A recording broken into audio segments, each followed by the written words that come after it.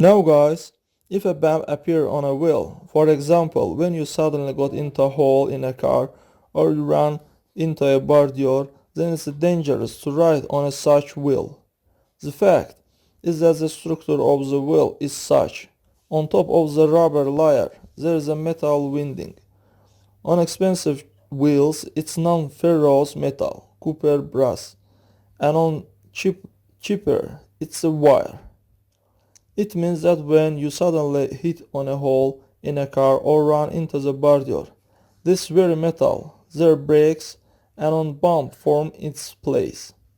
This bump can burst on any moment. If the wheel in front, it's more dangerous than it would be in the back. Friends, if the bump is small, it can be repaired with a special fibrous plaster from the inside of the wheel.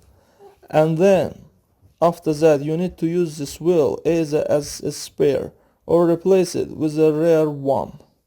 That's all guys. Subscribe to our channel and don't forget to put like.